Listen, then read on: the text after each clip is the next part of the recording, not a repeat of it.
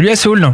Bonsoir. Ça va, tu vas bien? Ça va et vous? Très bien, bienvenue sur Arabelle, je te présente Laure, ma co-animatrice qui a des petites questions à te poser. Bonjour Assoul.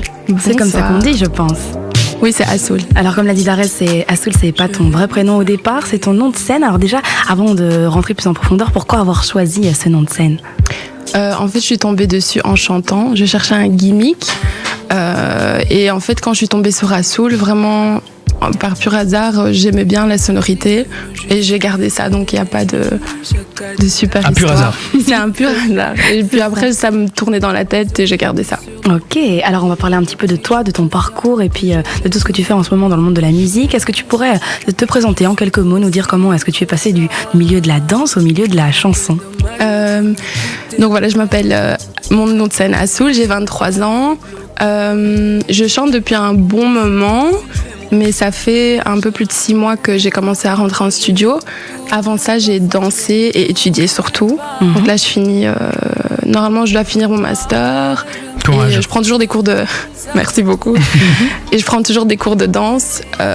Mais voilà, comme j'ai commencé la musique depuis peu, je suis plutôt occupée à faire ça. Et comment t'as pu te dire à 22 ans, alors si je calcule bien, que tu voulais commencer la musique comme ça d'un coup?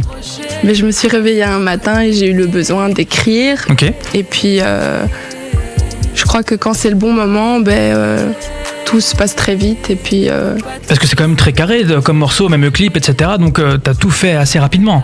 ouais, mais je pense que j'ai commencé justement au bon moment en fait, parce que j'ai la maturité qu'il faut, Ouais. etc. C'est vrai que j'ai commencé relativement tard, mais du coup, ouais, je pense qu'au niveau maturité, je vais faire d'office des choses un peu plus carrées que si si j'avais tu avais commencé. commencé. plus L'avantage, tôt. c'est que t'as pas de casserole Et je me derrière toi. connais beaucoup mieux aussi. Ah oui. Je sais ce que j'aime, je sais ce que je veux, donc voilà. Donc voilà, alors on va parler un petit peu de ton style musical. Si tu devais catégoriser ton style musical, tu dirais que tu fais quoi? Bon, en tout cas pour l'instant c'est du francophone. Moi ça me paraît un petit peu être du R&B, c'est quelque chose d'assez doux, assez romantique. Ça se trouve où ton style musical? Je dirais plutôt de la néo-soul. Poupée, c'est un son relativement doux. Après, pour l'EP qui devrait arriver, il y aura des trucs un peu plus street. Mais je dirais néo-soul avec des influences R&B, hip-hop.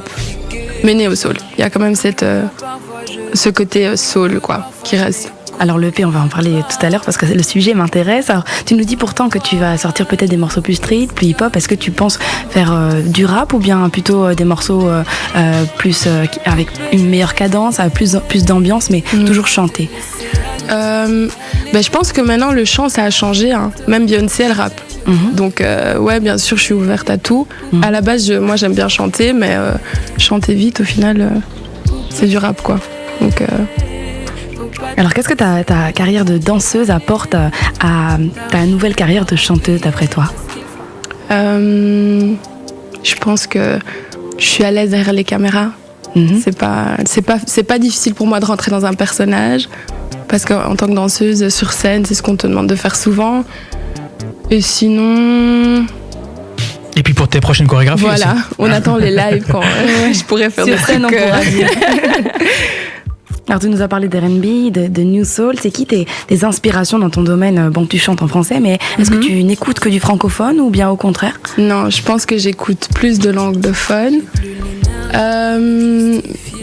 J'ai écouté énormément de musique. Je pense que maintenant, sur la scène anglaise, en fait, il y a beaucoup de meufs qui font de la néo-soul qui m'inspirent, comme Alia, IMDb.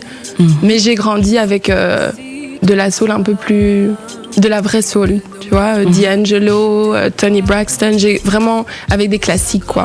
Mais sinon, maintenant, Qui te touche en plein cœur, quoi. voilà, qui me touche. Là, on a eu l'occasion d'écouter ce premier morceau, Poupée. Alors, moi, j'ai écouté un petit peu les paroles. Tu dis, t'as rien à leur envier, t'as rien à te reprocher. On parle de qui dans cette chanson? Est-ce que tu pourrais nous parler un petit peu de l'histoire de ce morceau? On parle de moi, mais je pense qu'on parle de tout le monde un peu, hein. Je crois que je me parle et je dis, voilà, je veux pas me laisser aller dans des choses qui me rendent pas heureuse. Donc, c'est un peu pour pas oublier qu'il faut que j'avance, etc. Mais c'est un message pour tout le monde, quoi. C'est pas... Qu'il faut pas être jaloux des autres, qu'il faut vivre ta bien propre sûr histoire. que t'as ce qu'il faut. t'as ce qu'il faut pour et puis chacun sa voix, tu vois, il y a pas deux êtres humains qui se ressemblent, donc t'as ce qu'il faut pour suivre ta voix, ta propre voix, et c'est ça le plus important au final. Bien sûr. Et comment ça se passe le travail avec toi? Est-ce qu'on sait que tu es songwriter, que tu écris toi-même tes chansons, mais est-ce que tu travailles en équipe? Est-ce que tu as déjà une petite idée des musiques qui te plaisent? Est-ce que tu fais ou est-ce que parfois tu composes un peu? Est-ce que tu écris seul? Est-ce que tu écris en groupe? Comment ça se passe? En général, on part d'une instru qui est faite, ou on en crée une, et j'écris seule. Donc je vais au studio pour écouter, puis je me retire, j'écris, et je reviens au studio pour enregistrer. Mais c'est toujours sur base d'une